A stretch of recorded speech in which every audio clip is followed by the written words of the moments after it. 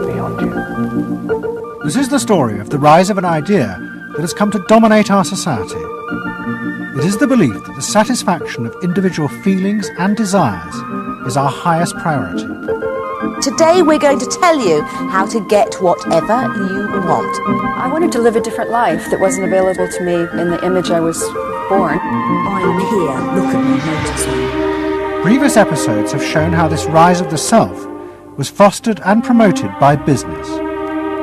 They had used the ideas of Sigmund Freud to develop techniques to read the inner desires of individuals and then fulfill them with products.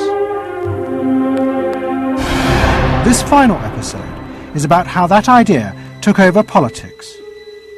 It tells the story of how politicians on the left, in both America and Britain, turned to these techniques to regain power. They believed that they were creating a new and better form of democracy, one that truly responded to the inner feelings of individuals. But what the politicians didn't realise was that the aim of those who had originally created these techniques had not been to liberate the people, but to develop a new way of controlling them in an age of mass democracy.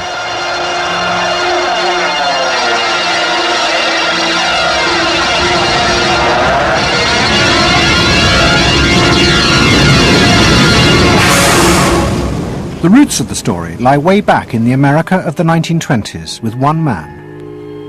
He was called Edward Bernays, the nephew of Sigmund Freud. Bernays had been one of the inventors of the profession of public relations, and he was fascinated by his uncle's theory that human behaviour was driven by unconscious sexual and aggressive drives. Many of Bernays' clients were large American corporations, and he was the first person to show them how they could sell many more products if they linked them through images and symbols to those unconscious desires that Freud had identified.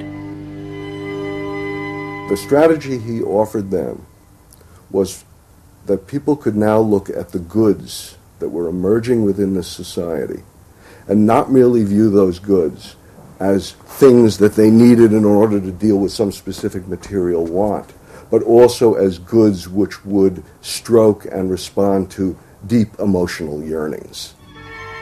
You know, how this bar of soap or this bag of flour will make you a happier, more successful, more sexually appealing, less fearful person, somebody to be admired rather than reviled. The powerful people in that world are those people who are capable of reading the public mind and giving the public what it wants in those terms. And Bernays was at the heart of it.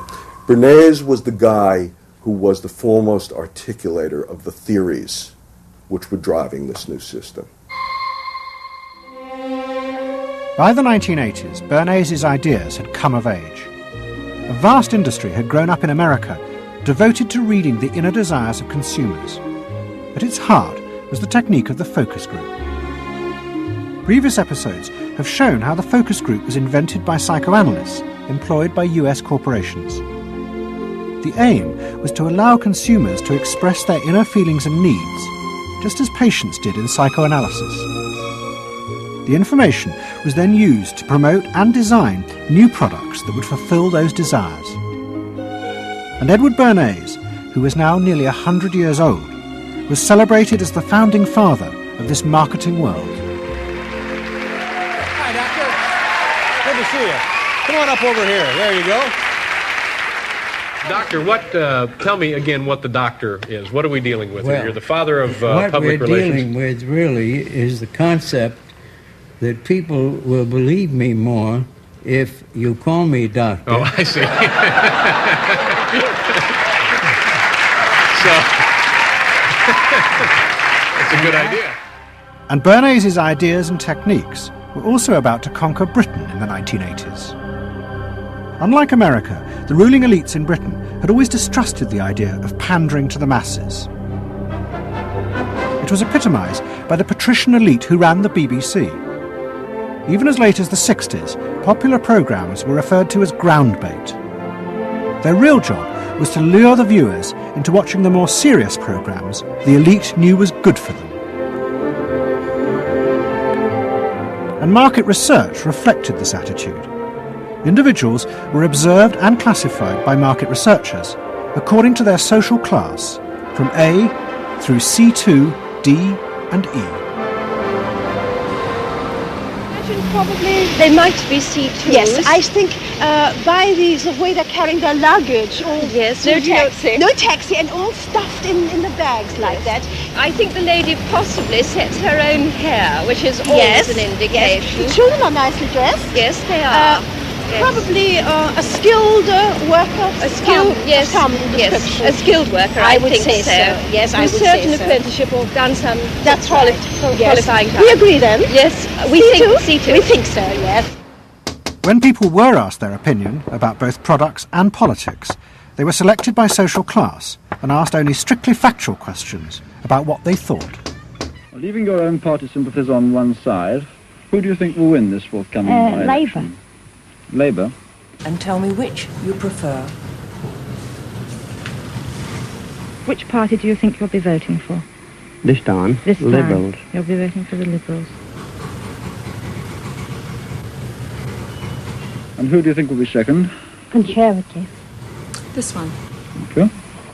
The idea that one might ask people what they themselves felt and desired, and then give it to them, was seen as alien to the ruling elites, which would challenge their belief that they knew what was best for the public. There's evidence in other countries, in the United States for example, where pollsters have been used before elections to interpret the mood of the public, and then you give people more what they want to have and less what they ought to have. But again, this could be alleged to be more democratic, I don't know. It's very dangerous ground, I think, though, when polls are used in that way. But then, in the economic crisis of the mid-70s, British industry was forced to begin to pay attention to the inner feelings of consumers. As the recession deepened, consumer spending fell dramatically, and the advertisers insisted that the only way for companies to survive was to make their advertising more effective. And to do this, they would have to delve into people's underlying psychological motives for purchasing. The advertising industry started to bring in Americans to run focus groups with British housewives. Everyone is a unique person, and even though you're a group of 10 today, we don't want a group opinion. And we want to know your ideas and your thoughts, no matter how crazy it might be. Please let your imagination run wild, because that's how very crazy things like instant coffee got born. Now, can we get somebody, this lady, to be a kitchen sink? And kitchen sink, how do you feel with these things that are being used to clean you up? Well, I've got to feel clean. I've got to be kept clean. So you're I feel that. I should hate it if I was all greasy, so I've got to be easy to clean. Okay, now the housewife, this lady, what would you use to clean your kitchen sink? A scouring powder. Of course, a cloth to apply the things on, and plenty of water. Now, how do you feel as you're doing this chore? Feel satisfied? Well satisfied when I have done it, yes. I'm doing my duty. I feel it's a job well done. The consumers were encouraged to play at being products, from household cleaners to car seat belts. The aim was not to talk rationally, but to act out and reveal their inner emotional relationship to products. Which firmly and unmistakably underlines. And then a politician emerged who also believed that people should be allowed to express themselves. Instead of being controlled by the state, the individual should become the central focus of society. Some socialists seem to believe that people should be numbers in a state computer. We believe they should be individuals. We're all unequal. No one, thank heavens, is quite like anyone else, however much the socialists may pretend otherwise. And we believe that everyone has the right to be unequal, but to us, every human being is equally important. A man's right to work as he will, to spend what he earns, to own property, to have the state as servant and not as master, they are the essence of a free economy, and on that freedom all our other freedoms depend. Mrs. Thatcher's vision was of a society in which the wants and desires of millions of individuals would be satisfied through the free market. This, she believed, would be the engine to regenerate Britain. And with her ascent to power, the advertising and marketing industries flourished. Their task was to find out what the British people really wanted and then sell it to them. In this new climate, the focus group flourished, and those who ran them borrowed from the techniques of psychotherapy to delve ever deeper into people's feelings about products.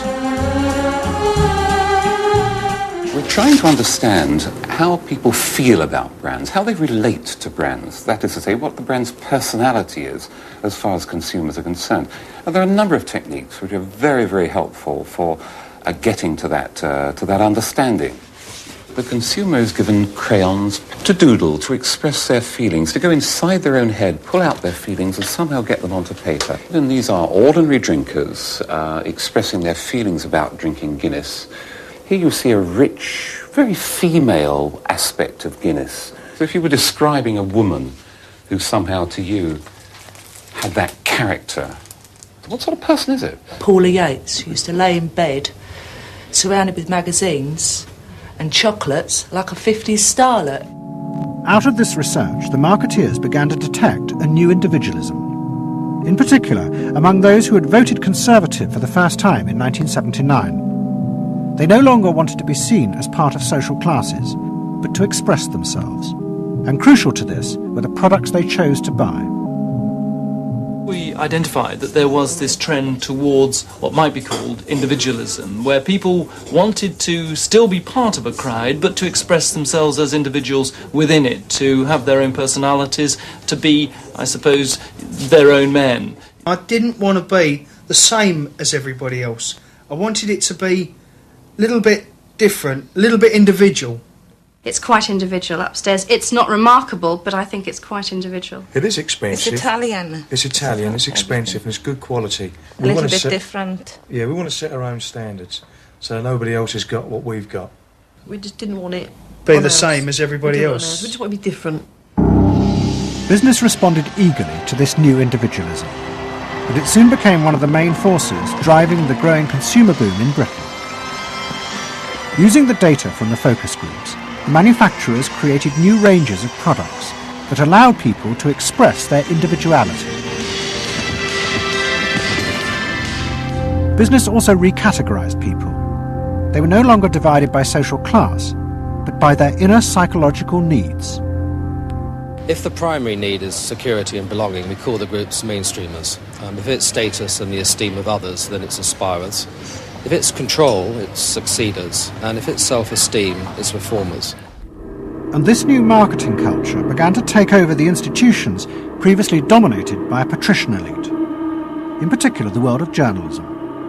The assault was led by the profession of public relations.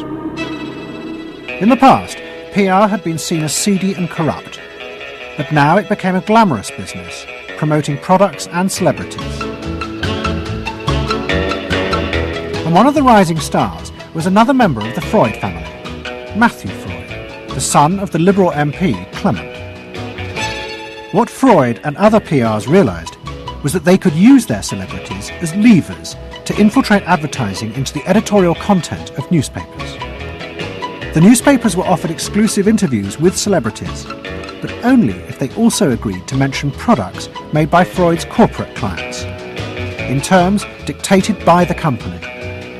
What happened with Freud's was that you effectively got some kind of product placement, or even product, the manufacturers of the product got some degree of control over how their products would appear in print. So if, for example, you did want to write about Caprice's passion for stuffed crust pizza, you would sign a contract which guaranteed that you would mention the firm Pizza Hut in at least twice in certain positions in the introductory paragraph of the article, that you would agree to run the Pizza Hut logo at such and such a size in such and such a place, and of course that you would agree to run the enclosed pictures of Caprice.